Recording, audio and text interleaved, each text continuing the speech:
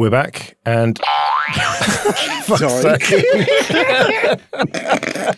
you were just waiting to do that. I was. Got him.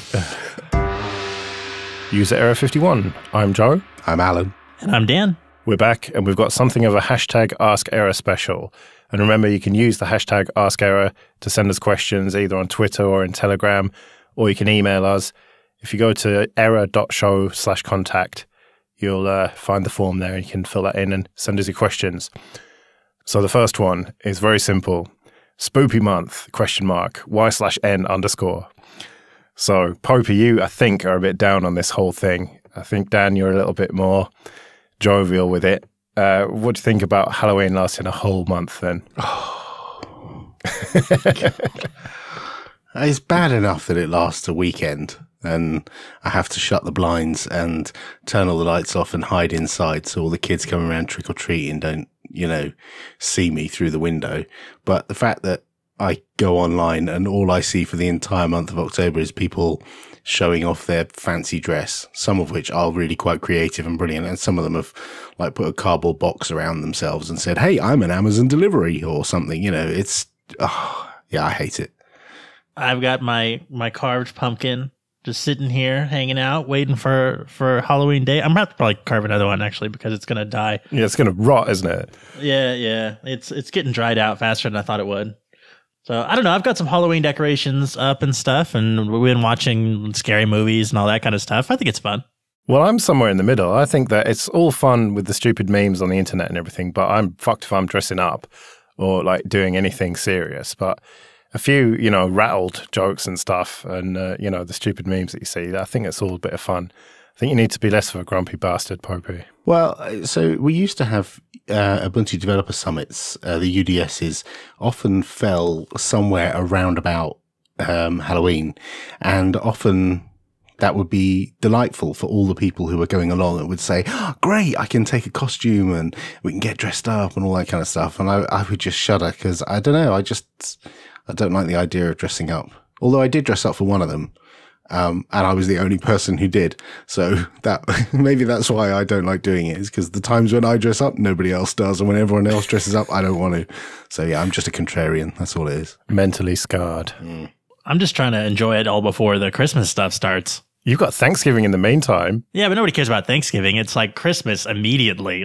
They're barely holding back until the day after Halloween, and then it's Christmas from now until infinity. Well, I actually quite like Christmas now. I used to hate it until I alienated everyone that I knew and managed to spend Christmas completely alone in my flat drinking. That sounds like an ideal Christmas.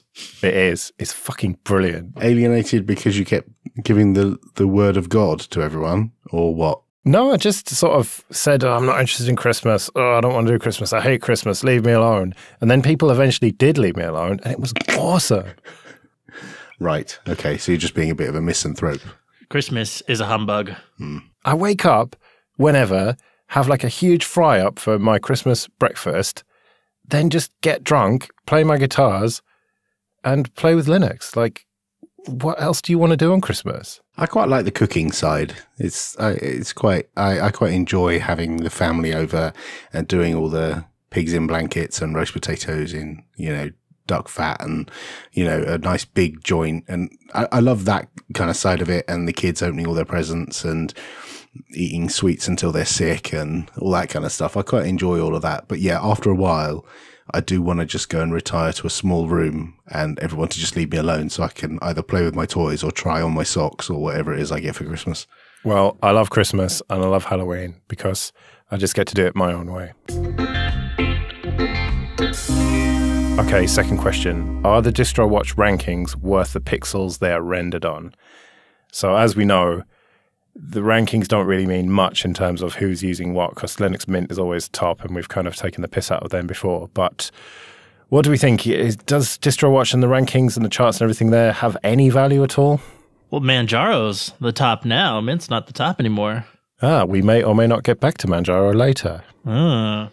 I have a theory about Distrowatch rankings. Yes, they have some value in that some people who want to get information about new releases can get it from Distrowatch. It's a news site that's quite comprehensive in that it gives details about, what release is out, a summary of what's in it and all that kind of stuff. So it is a useful site. It's a useful resource. But specifically that distro ranking thing on the right-hand side, my perception is that it is a ranking of distributions which have poor SEO. It is as simple as that. Because if you Google or whatever search engine you like for any distro, if it has results on the first page, it will almost certainly include results that include the Distrowatch page. So if you do a Google search for Manjaro, you can be almost certain that the Distrowatch page will be within the top half of the first set of results. Well, just on Elementary OS, and it's elementary.io is first, and distrowatch.com/elementary is the second. So let's try Manjaro. Well, there you go. And this is not a measure of how many people use those distros by any stretch. It's people who are searching for those things and then hit that page because it's one of the first hits, one of the first results that Google returns. And Google is a popular search engine. You might say, well, what if I use Bing or Yahoo or Alta Vista or Ask Jeeves or whatever? The results will be similar, but the vast majority of people don't use those search engines. The vast majority of people use something like Google, right? Yeah. Now do the same exercise and search for Ubuntu.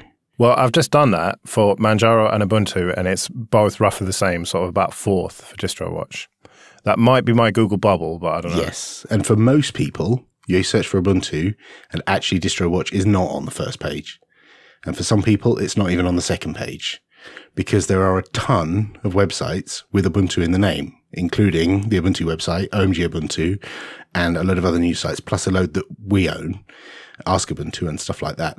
And so people click through to those rather than go to Distrowatch. And so if you had more popular websites and more of them, then that would push Distrowatch down the rankings in your Google results. So it's my theory. That's my theory. It's a very rational explanation for what could otherwise be just very sour grapes that you're not top. Don't you have to mark your computer as wanting to be counted or something? Isn't there I remember there being some kind of thing where it's very much only counts people that are actually regular Distrowatch users or something weird like that. So it's an indicator of what people who go to Distrowatch think is important news. No, there's a few things. It's a bit hidden, but as I understand it, the ranking on the right-hand side is based not only on the page that you go to, but also people who visit the release notes. So when a new release comes out, if lots of people click through on the release notes, that counts. But I don't believe that the code that lets you know what that ranking, the algorithm behind that is public. So it's hard to know, but that's the way I understand it. Are you telling me that Distrowatch is closed source proprietary software? I haven't seen the source, so it must be. Yeah. Get it out of here. That's all I can say to that. But hang on, Dan, your distro is second or third, depending on the time span that you give it. So you obviously believe that it is top-notch, accurate information. No, not at all. Not even. I don't think Distrowatch is much of a representation of anything. I mean, we were also more popular than a story about a cam girl on our Linux. So I don't think Elementary is more popular than masturbation. But the other thing to think is the vast majority of people who run most of these Linux distributions never use Distrowatch. Why would you ever visit Distrowatch if you're just happily using a piece of software and, you're going about your daily life on whatever, Facebook, and you're reading your email and you're chatting to friends on some kind of messenger thing and you're doing development work in Visual Studio Code. Why on earth would you visit Distrowatch? What is the point? There's no reason why normal people who are quite happy using Linux will visit Distrowatch. And those people vastly outweigh those people who are distro switchers and constantly flip-flop between various distros. And those are the people who are looking at Distrowatch, not normal people, but distro switchers. That's my theory. Send hate mail to Joe.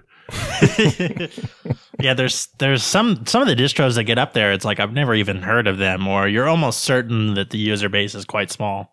And it bumps up when there's a news article. So when when a new release comes out and people are clicking through to read the news, sure, that will cause that to bump up. That doesn't directly translate into number of users or number of machines sold with that on, or how much people like that distro, or how many applications that distro has in its store. None of that is being measured. It is just clicks. That's it. But isn't it a sort of objective view? No.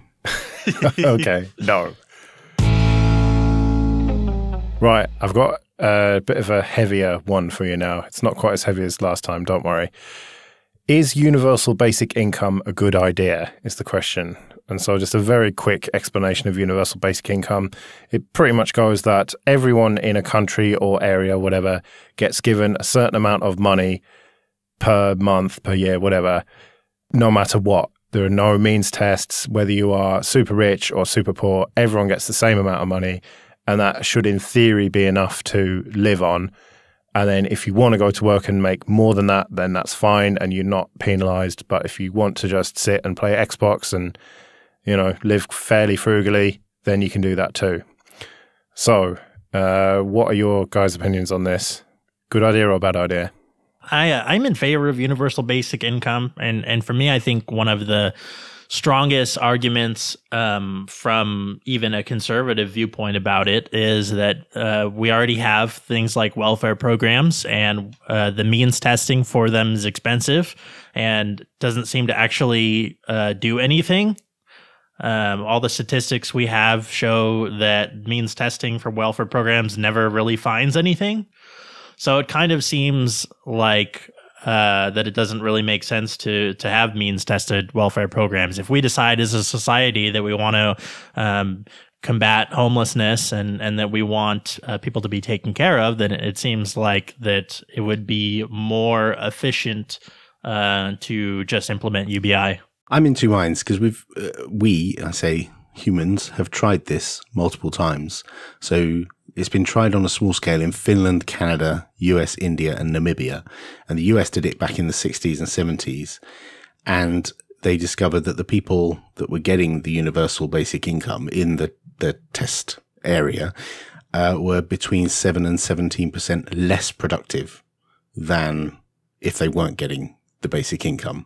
Is that a bad thing? Well, I'm not sure. Like, do you want people to be staring out the window? Do you want people to be not productive members of society?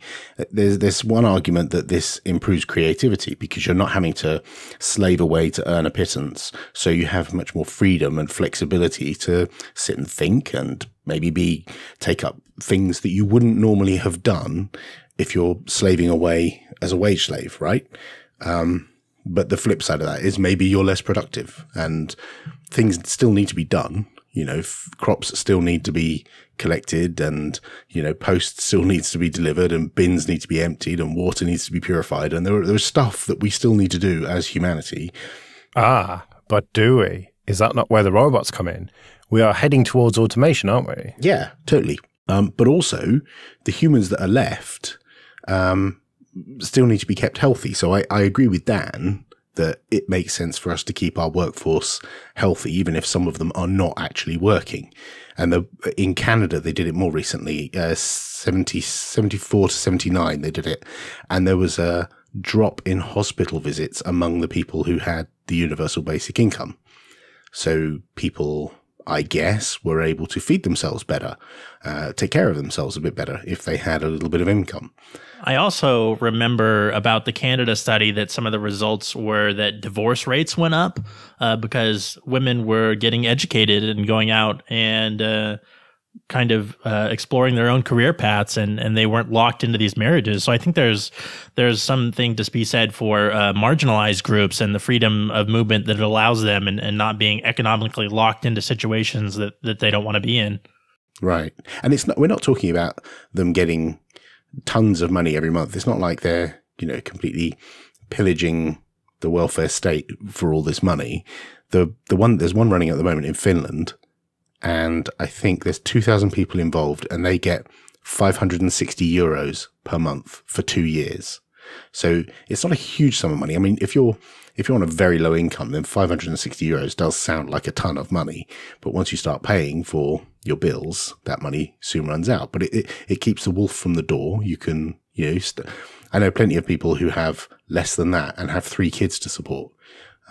So yeah, I think in general, once you've worked out the kinks and figured out how much is the right amount, and I think it's a good idea generally, but I think we still need more trials. Doesn't it depend on everyone having adequate shelter and healthcare first, or giving them enough money to cover that? I mean, it doesn't really matter which way you do it, which way round you do it, whether you have private healthcare and make them rent or buy their own houses or flats or whatever. But you have to take care of that as well. You can't just say, here's £500 a month or whatever, because that's just not going to cover everything that you need to spend it on. No, but it's not designed to cover everything. Oh, well, that's the difference, right? So you're saying that it's kind of supplementary. Right, because it's not means tested. So I could be going out to work and it's a little bit extra. That means that maybe I could have a car instead of taking the bus, or maybe I could take the bus instead of walk. That, like, I may still be working, but this makes my life a little bit easier. Right, yeah. So that's one type of basic income. But what I'm thinking about here is more like enough to completely live on and not have to work, because there will be so few jobs once automation completely takes over, which, okay, it might be another 50 years. It might be 5 years. Who knows? With the rate of technological change, probably more like split the difference, like maybe 15 or 20 years before most jobs are totally obsolete. No, I disagree with that. Humans have changed over time, and this same conversation was happening in the industrial age. And when the motor car came out, like, what are we going to do with all the horses? And what are we going to do with all those people and farriers and people who look after horses? And these people are going to be unemployed. There's going to be horses roaming the streets. There's going to be farriers like begging bowls out. No, we adapt and we find different roles. All right. So what jobs are going to be available for then, apart from programming and fixing the robots and like wiping old people's asses? What other jobs are there going to be? I don't know, but 100 years ago, we didn't know either. 100 years ago, we didn't think IT consultant was a job. That wouldn't have been like when you go and see the careers lady at school. I know 100 years ago, they probably didn't have a careers lady at school. But, when you went to talk to an adult about what my career might be, then it would almost certainly be, well, do what your father did, or do what your mother did, or do something that the local community needs. Whereas now it's, you could be a cabin crew on a plane, or you could be the person who puts the baggage on the plane, or you could be someone who delivers people's shopping. These are all jobs that did not exist 100 years ago or 100 plus years ago. And so I think it's a bit arrogant of us to say, these jobs for humans are all going to disappear, and there are going to be humans roaming the streets with no possible jobs. There will be jobs. They'll just be different jobs. I don't know. I could see Joe's point, because I feel like that a huge political talking point right now is jobs and about securing jobs. And I feel like that if we live in an economy that depends on people working when the economy seems to function without those people working, then it's kind of a broken system. There's kind of this story or joke or myth maybe about an ambassador that goes to China, and he's interacting with the ambassador there, and he sees these men who are like digging a road or something, and they're using pickaxes and shovels, and the ambassador asks why they aren't using machinery, and the Chinese ambassador said, oh, this is a works program. And then the US ambassador goes, oh, well, you should give them spoons then. Right. It's kind of like we're in this kind of thing where like we're trying to make up work because we don't really have that much stuff to do. And I think we are going to get to a point eventually where like unemployment's going to be a really big issue. But I think for now, what we do need to focus on is like the super minimal, like, food and shelter kind of UBI. And I think that we can shelve like there are no jobs left UBI for, 50 years from now or whatever. I somewhat agree with you, but I think having that universal basic income would unlock people's creativity to come up with roles to do that they might not have come up with if they were having to worry constantly about where the next meal is coming from. If you don't have that worry, which a lot of people in Western culture just don't have that concern, then that opens your brain up to be more creative about things you could do. Well, yeah, like if I had to worry about where my next meal was coming from, there's no fucking way I would have ended up a professional podcaster, is there? I mean, talk about a made-up job. Right. There you go. 100 years ago, I'm going to sit and chat to people about the news for an hour, and then people will sit and listen to that on their way to work the next day. Yeah. Like, nobody would have expected that to be a thing 100 years ago. There might have been some soothsayer who thought it was a good idea, but like this is what I mean. These jobs, like if we look forward 10 years, then yeah, maybe it wouldn't be a good idea to go into training to be a long distance lorry driver, because that may be, automated out of existence. And it probably doesn't make sense to train to be, someone who works behind the counter in a shop, because that job will likely be replaced by robots as well. There's a whole class of roles that are going to be automated out of existence, and it doesn't make sense for you to train in those. But that doesn't stop you being creative and coming up with new things. I don't know what those are, but I'm pretty sure some clever people will invent new roles, and we'll, be the old guys sitting in a rocking chair in 30 years time going, oh yeah, that's a great idea. Should have thought of that 30 years ago. It does seem like more employment is trending towards like the entertainment industry as like a broad kind of umbrella. But it also seems like that we have a huge problem in that an industry based on information in an age where it's really easy to share and download content. We're trying to base our economy on advertising right now because it's really hard to actually monetize that content. And we have like journalists struggling and publications closing. And it just seems like maybe an information based economy isn't necessarily a robust direction that we can just continually sustain. And yet there are people who are paid to take things out of boxes on YouTube channels. Like, yeah. The roles that there are right now are completely ludicrous, and the ones in 20, 30 years time will be even more ludicrous to us, I think. But do you think that's sustainable to like continually base more and more jobs on advertising revenue? And do you think that's good for like things like free speech too? Like should we be basing things on the whims of advertisers? Well, it's been the case for longer than any of us have been alive. It's not, this is not new. Like, newspapers used to have adverts on the front page. They would have tiny little adverts for, some medicinal thing or some performance that's going on in a theater. Those were adverts on the very front page of newspapers 100 years ago. And this 100 years later, we're still doing the same thing. We're putting adverts in front of YouTube videos. The media may have changed, and the method by which that advertising is delivered may be slightly different. But the fact that is sustained by advertising is no different. Tackle that cough with smooth menthol cigarettes. That sort of thing, yeah. Yeah, it hasn't really changed if you think about it that way. But if everybody is trying to make money doing something creatively, then eventually we're going to run out of people to consume that created content, aren't we? Like, everyone's got a Patreon, everyone's creating something. And eventually, who's going to consume that content? No, because I think we create different things. Like my son might create content by, playing video games online, but my daughter would probably do a live performance in a theater. So there are lots of different creative endeavors. Some people, even now in 2018, there are people who are creating fanzines, paper fanzines that you can buy and they will post you. There is a myriad of ways in which people can be creative, and if you unlock that with universal basic income, I think that's a great opportunity. All right, a quick question this time. How much does your email address matter? I read an article a few months ago and saved it and rediscovered it the other day. And it was talking about how back when you were a kind of kid, when you first get on the internet, you have these crazy email addresses. And if you don't dump them for an official sounding one, your proper name or whatever, then it can hold you back later in life. I mean, how do you feel if you get an email? Do you ever look at anyone's email address, or is it always just a display name? It depends on the context. We've been hiring recently, and if I get a CV, a resume through, and the email address is like at AOL.com, I'll kind of cringe a little bit.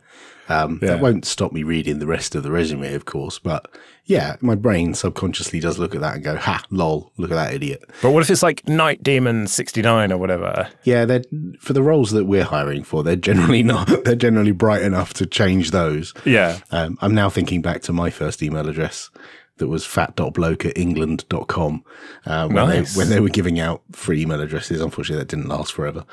I was going to email you. Yeah, I think it's the same with like any of these screen names or avatars or nicknames or whatever. I've seen people change their Twitter handle, because they're not happy about the image that it projects, and the same thing for email addresses. I think it's not just the first half as well. You're like, what was Homer Simpson's email address? Was it chunkylover@aol.com or something? It's not just it's both halves. Like, it's the first half that, that's your creative bit. You're a putz if you go through life keeping that chunky lover half. And then it's the second half, like I say, the AOL.com, or, if someone's got a Yahoo email address, I'll cringe a little bit. But that's me being judgmental. I don't know. But are you judgmental if they don't have their own domain, or is like Gmail or Hotmail all right? No, Gmail's okay. I'll look down on Hotmail, obviously. What about at Mac.com or whatever? iCloud. Yeah, iCloud or me.com. That just tells you something about their allegiances a little bit, or it might just tell you that their first computer was a Mac. Or an iPhone, most likely. Like, old people tend to have an iCloud or whatever, because like they're old people. Yeah, well, like old people, baby boomers or whatever, whose kids or grandkids set up their first email account for them, they tend to end up with iCloud emails, I find. Yeah, it just seems like it's something for less technical users, that it's easier for them. To them, it's just part of the computer. It's part of the operating system. Yeah. I mean, do you judge people then, Dan? I don't know. I mean, it seems like for the most part that most like social media is trending towards using real names. So I think that the more we're using real names, that the usernames can fade away and they don't really matter. If somebody's got something like offensive, like blatantly offensive, like I think that kind of, is like, hey, I don't think it's necessarily appropriate to maybe work with that person. But if it's just something like kind of off color, then I don't think it really matters that much. Yeah, if it's like named after a Pokemon or something like that, then that's all right. Yeah. Okay, what will tech disrupt next? So I've seen in my lifetime on the internet, iTunes and then later Spotify come along and just disrupt the music industry and file sharing and, piracy, for want of a better word. And then Netflix and Amazon and, the various streaming video services come and just completely disrupt that, to the point where you've got Netflix shows winning Emmys and stuff now. And I'm thinking other entertainment-wise, the movie theatre, the cinema hasn't really been disrupted. MoviePass are trying, bless them, but that's just not happening. And again, in the cinema, like 3D, that was just a fad that came and went and has just failed. So what will tech disrupt next? We've seen obviously Uber and Lyft disrupting the taxi industry. So what's left? What do we predict will be the next thing? I think cashiers and servers at restaurants are big up on the chopping block right now. Yeah. When we were in Ogg Camp recently, we discovered the glory that is you can sit in a pub and use an app to do your order. And you could just sit there and type in what you want, choose it from a menu, press a button, and someone just brings it to your table. And there's minimal human interaction required, and no money changes hands. It's all magic internet beans that get transferred via your phone. So yeah, I'd agree with that one. Have you been to a place with self-serve taps yet? Only self-serve coffee machine, not self-serve beer. Oh, yeah. I went to a place in Colorado and they have, 20, 30 taps up, and they give you an NFC card and you just go tap it, and then they charge you by the ounce for whatever you pour. Wow. Yeah. That's a recipe for liver failure if ever I saw one. It's amazing. Yeah, I like the sound of that, actually. I've never been a fan of the whole bar queuing process. So if someone disrupts that, so you don't have to oh no, he was before me, or, wave at the barman, and, that whole queuing system, which isn't a queue, it's just a rabble, a pile of people, like trying to get in first, people waving money at the barman and stuff like that. If you can disrupt that, brilliant. And I like the sound of an NFC that I can just wave over a thing and get, liquid out of it. That's good. I approve of that one. What does that mean for rounds, though? I suppose not much if you just can use the same NFC on whatever tap you want. I don't know. For rounds are much less of a thing than they used to be, I find. I don't know. Maybe because I'm old and I don't go out with other people who drink beer a lot at the moment. But I don't know. It just seems like, well, you could go up to the thing, all right, I'll get the beers. What does everyone want? And then you just tap all the ones you want and then carry them over like you normally would. The only thing you've eliminated is the person you're talking to on the other side. Yeah, and at this one, they had different size glasses and stuff. I didn't see if they had, but I'm sure they probably had pitchers and things. You could go just, fill up a pitcher. On the subject of cinema, I think in terms of disruption, I think Netflix has done a good job there, because Netflix original films, like if I want to go and see a film, I do not go on the internet and look at what's on at my local cinema. I open Netflix and look for films on Netflix. Isn't it all just Adam Sandler shite, though, on Netflix? No, not really. There's still plenty of stuff there that is in my queue that I would like to watch at some point, and new films that pop up.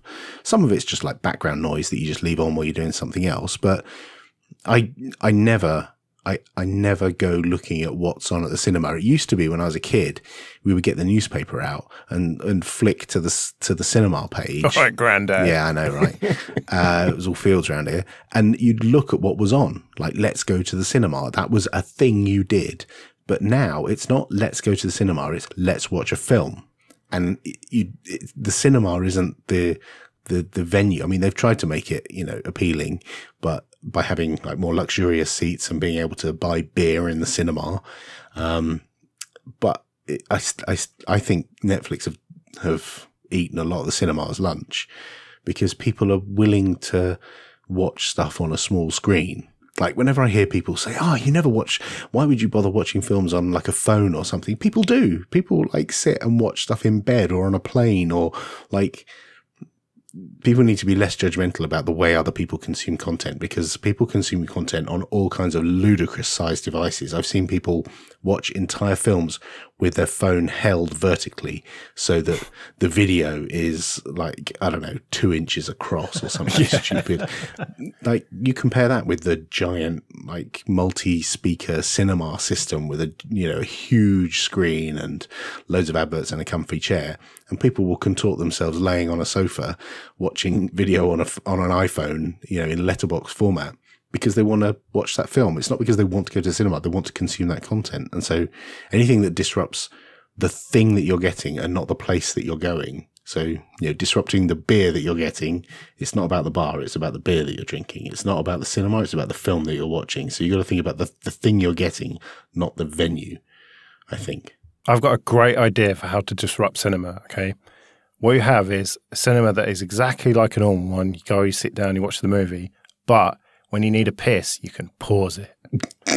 Everyone else will have to just wait, but, it might not work out if there's too many people there, but that's what puts me off. Like, I don't want to miss it, and I don't want to sit there desperate for a piss.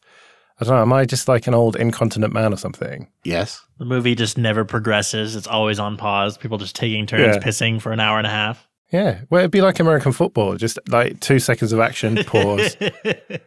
Make a day of it. I think VR has an opportunity here for disrupting social life. Like it's already, gaming is already one of the things that people do. Like, instead of going to the cinema or instead of going to the theater, it's, people play video games. It's a massive industry.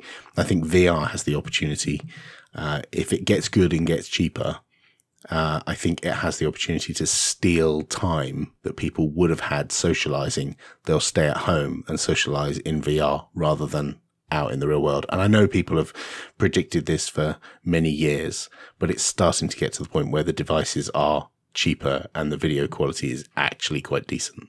I guess some people already do that with like massive multiplayer online games and things like that, right? But right.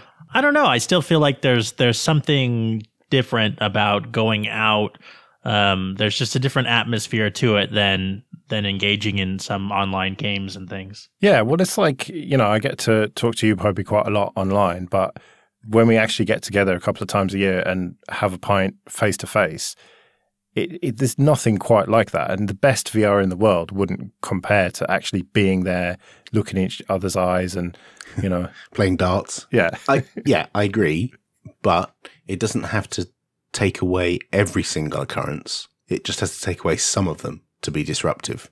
It doesn't have to completely take away, like, self-driving cars haven't taken away cars that you drive yourself. And, Deliveroo hasn't taken away the fact that people still go out to meal. It's certainly reduced the amount people go out because they can get nice food delivered.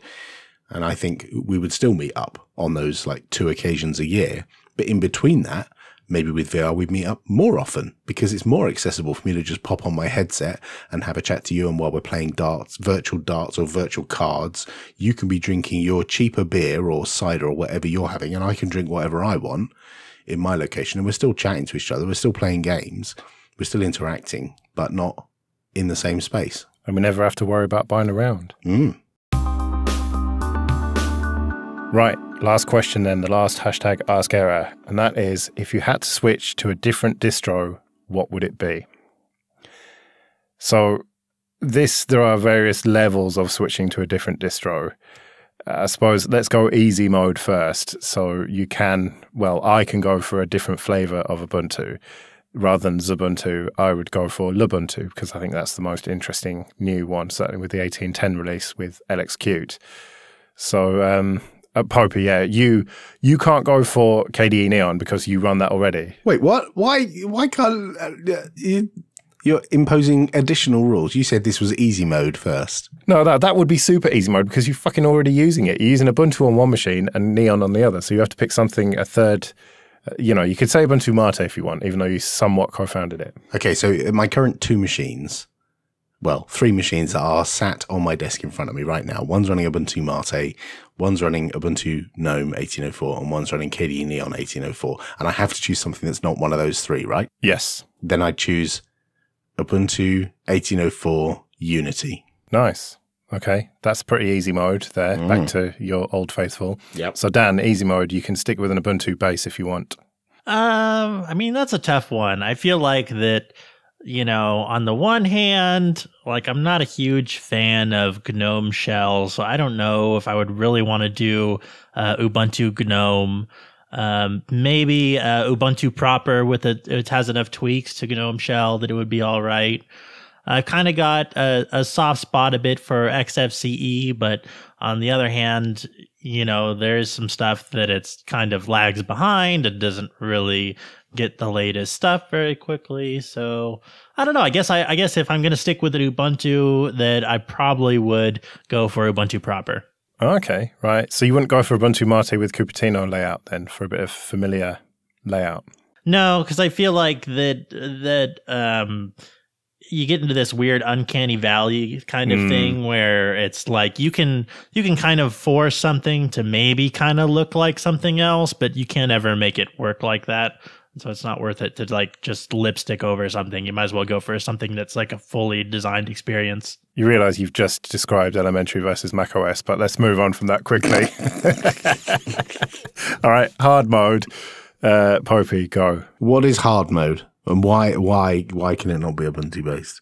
Because let's just imagine a world where Ubuntu ceases to exist for no reason that we can explain. It just ceases to exist. Right. So we've woken up on Monday morning and I can't use Ubuntu anymore because the archive is all down and there's no security updates. So I wouldn't want to run it because it's not there anymore, right? Yeah. And don't cheat and say Debian. It's got to be something totally different. Oh, for God's sake. That's really tricky, actually. I would have chosen Debian. I probably would have chosen Debian. Well, solid choice, obviously, but that's sort of slightly less easy mode, really. Okay. And I've got to try and justify why I would pick one of these others. I'll tell you what, I would probably, I don't know. It's the one thing I did think was, I would probably spin my own distro and I would base it on Debian and it would look very much like Ubuntu. All right, well, that's a bit of a cheat. It is a cheat. But well, let's come back to you for your proper answer. Think about it a little bit more. So, Dan, what would you do if it couldn't be Ubuntu or Debian based? So I think I actually might be more inclined to do this than the former. Is I would probably look at something like maybe the Fedora Silverblue or whatever. All right. Like just go like, what's the craziest like weird, all containers kind of thing. Just do something totally different then. Yeah, oh, that's a good answer. My answer's pretty boring. I'd go for Manjaro because it's sort of close enough to what I'm using already. It's XFCE. And it's number one on Distrowatch. Well, yeah, exactly. I said we'd come back to it. So there's the full circle. Right, so you've had 2 seconds to think about it. Go. I would...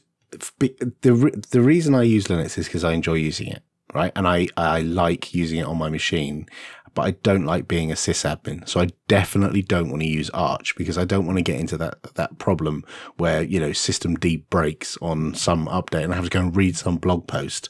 And I'm not about to do that. So that knocks out anything that's Arch or Arch based, which leaves me in a bit of a quandary.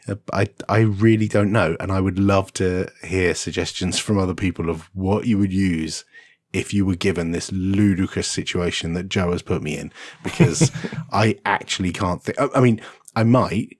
No, I just can't. I can't think of anything that I would use. You can't bring yourself to say Fedora, can you, is the bottom line? I don't really like the experience. No.